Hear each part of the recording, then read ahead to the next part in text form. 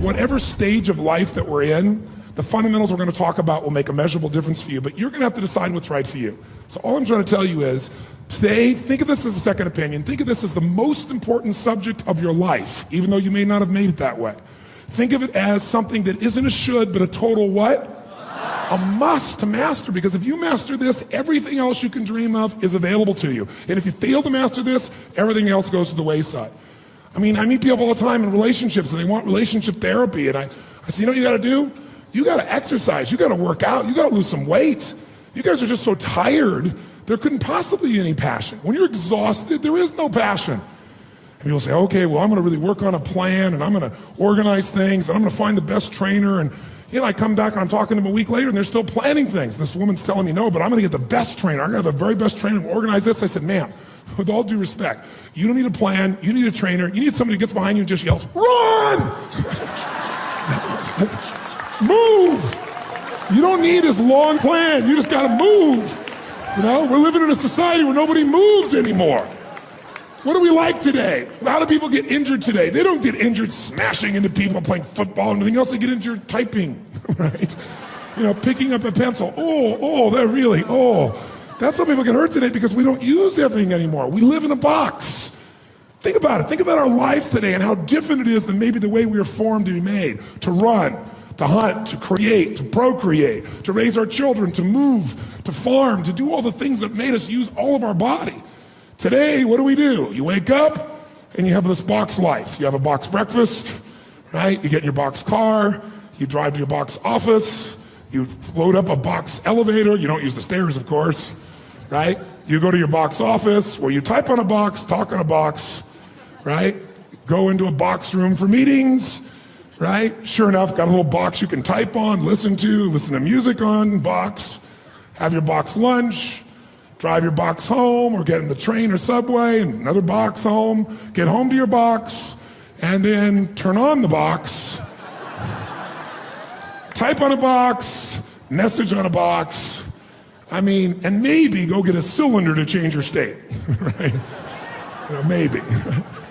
And most people's idea of exercise in our society today is fill the tub, pull the plug, and fight the current. That's the world we live in today.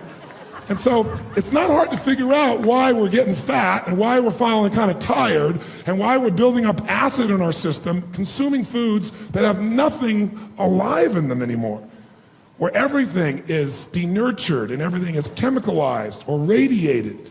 So it can feel overwhelming. But I think if we got back to our common sense and if we were really committed, we can make it all work. And what I'm trying to say to you is really simply this morning. I'm going to take the morning and not talk to you about how to do this. We're going to figure out why to. Because 80% of success in anything is psychology and 20% is mechanics. It's the beliefs you have that are guiding your decisions. Listen, if you make a different decision, will you take different actions? Yes or no? Yes. If you take different actions, will you get different results? Yes or no? Yes. So this day is about some new decisions.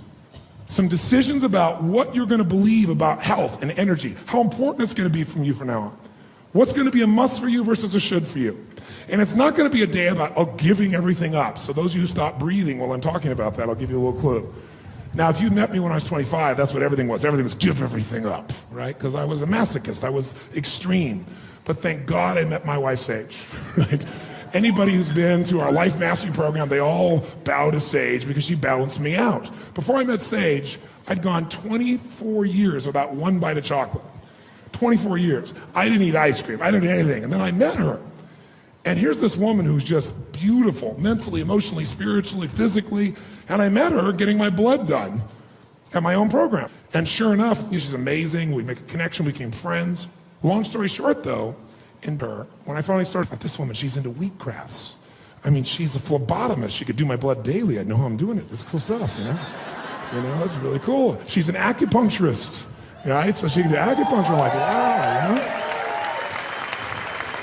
And frankly, I have, a certain amount of pride in my understanding of vitality and health and my ability to execute in that area. But she blew me away in what she knew in this area. She's had a practice for years. She worked with people that are dying to help turn them around, and some of them that are dying that are going to make a transition. She's there for them emotionally in hospice. So she's an unbelievable woman. And we're talking everything else. And at the end of the day, I'm thinking wheatgrass, we're going to have greens. She's going to be the easiest lifestyle in the world. Being around her will be so easy. And she orders a hot fudge sundae. I was like,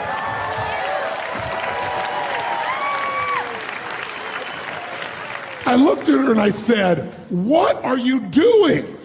And she said, living, anal man.